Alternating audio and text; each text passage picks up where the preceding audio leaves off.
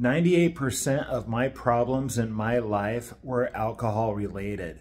So if you're still drinking and trying to test the waters, just listen to my story until the end, please. So a little bit about me. I grew up in a small town and I started drinking when I was 17. I was very naive. I thought one bottle of beer would get me drunk.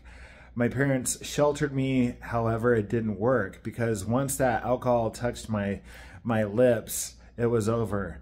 The buzz that I felt was like a magic carpet ride, and it felt like I had got my life back. I was free. I was finally free. My dad was, very oppressive. He was strict, and we had strict rules. And when I drank that alcohol, it just made me feel alive. But then slowly after that, the trouble with the police started.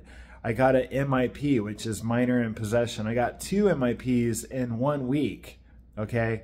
That was the beginning. The other time in my teenage years, I got a buzz and I felt invincible, and I was walking through a neighborhood and I grabbed a bike. I was going to steal it. And then I saw a better bike and I was like, I'll just take both. So I put the other bike on my shoulder and rode off. I got busted for that. That was alcohol related. Okay. And then I crashed my truck. Okay. When I was 18.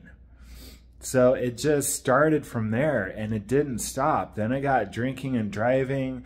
I got busted for drinking and driving a couple times, got thrown in the drunk tank, domestic violence, you name it. The list goes on and on and on.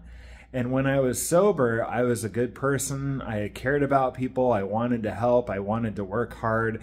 It was only when alcohol touched my lips that I became a different person. Okay, I've done several videos on becoming demonically possessed. They call alcohol spirits for a reason. Now, you may watch Cops on TV, or there's another one called Jail. And you'll see people come in to jail intoxicated and they are acting crazy. And it's not just a typical drunk. They're not slurring their words. They're actually very coherent, but they are not who they are. They are possessed. And I was possessed. Okay. I went into a blackout with my girlfriend at the time, and, I was scaring her. And I started to cry because I knew what I was doing. I cried, but then all of a sudden it stopped, and then I started to laugh. And that went on 3 cycles of crying and then laughing. And it was exactly like Dr. Jekyll, Mr. Hyde. And just imagine all the people that get into trouble Friday and Saturday night, all the teenagers and college students out there getting drunk, getting into trouble. And now you have promiscuity to an all-time high where girls and guys are sleeping with 3 to 5 people in one night.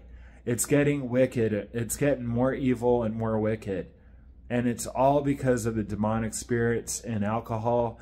And it's not going to get better for you if you're still drinking.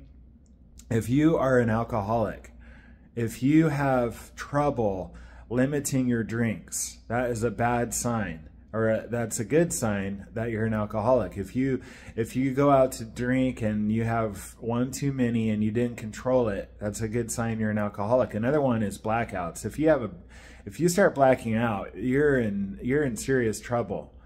And you should nip it in the bud before it gets worse, because I got sober dozens of times. I had sobriety periods from 6 months to 22 months to 24 months to 10 years now. No relapses the last 10 years. And I can say that every time I went back out and drank, it got worse. Because like Eminem says in his one of his rap songs, these demons are doing jumping jacks on the side. They're just waiting. Okay, the demons are getting stronger. They're doing jumping jacks, just waiting for you to mess up and relapse. And it gets worse every time you go back out. It might take a week or 2. It might take 2 months for you to get back to where you were when you quit. But it does always happen if you're truly an alcoholic. So this is just my message to you. You're wasting your life away. It's not romantic. It's not romantic to drink. It's not romantic to drink wine under the stars, or it's not helping you be more creative like I thought it was. It actually took away my creativity in the end. It almost took my life in the end. I didn't even listen to music, and I love music. I was rocking back and forth in a dark room, trembling from withdrawals and crying from depression, and I couldn't even listen to my favorite music or music at all because it pissed me off, because the alcohol took away all my dopamine, my feel-good chemicals, and I hated life. That's where you will end up. Okay, it's not fun and games. Especially when you get older and you're the only one getting drunk at parties and people are laughing at you. And then you're peeing yourself and having trouble, and then you're going to the ER because of stupid drunken things. Normal people don't go to the ER. I went to the ER all the time when I was drinking, from falls and cutting my knee open and feeling like I had a heart attack. And I did have a heart attack when I was 32 from alcohol withdrawals. You can die from alcohol withdrawals. So it is life and death, okay? It's life or death. And these people that leave comments that they're like, you know, I just love it. You know, I know it's bad, but I love it. Well, go back out and do it until you really hate it. Okay, I mean, it got to the point where I was like, it's life or death. I wasn't eating food anymore. I didn't want it to ruin my buzz. I was so malnourished, I could barely see. I was like, what?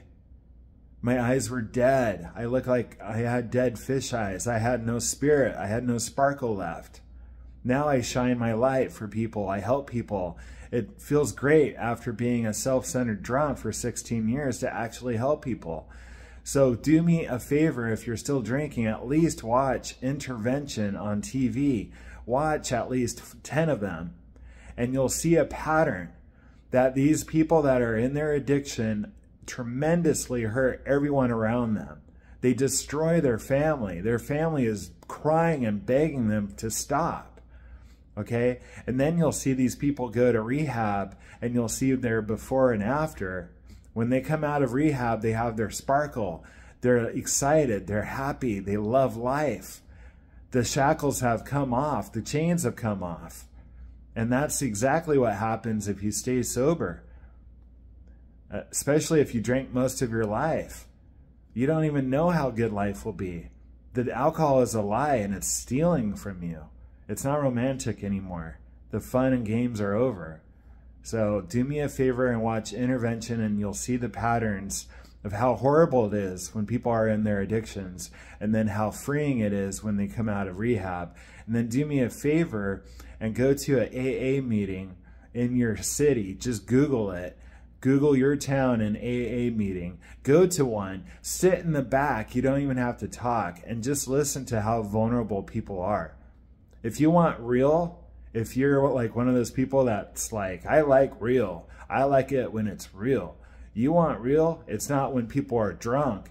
It's when people are confessing their wrongs in an AA meeting and cry and shed it all out and purge it, and they feel liberated and free. So tell your story and just stop. It's time to stop. People are watching you on the sidelines. They want you to stop. The angels are watching you from heaven. They want you to stop. You have so many gifts, you don't even know it. Okay? And you can't tap into them when you're drinking or drugging. That just takes them away.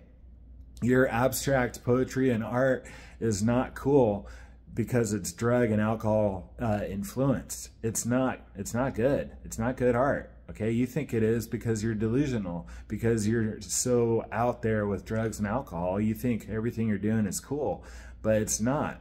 Once you wake up and back into reality, you see how many people you're hurt, and you see the crap that you're producing, and you see all the crap you're producing at your job. You'll finally realize that it was all a big lie from Satan. All of it. So I love you guys. Sorry I'm being harsh, but it is life or death. It will come to a point where you either end up in jail, insane, or dead from your alcohol, or you come back to life and shine your light for others. It feels amazing to help. I love you guys. Hang in there, hit the subscribe button, leave a comment. How are you doing with your sobriety? We'll talk to you soon.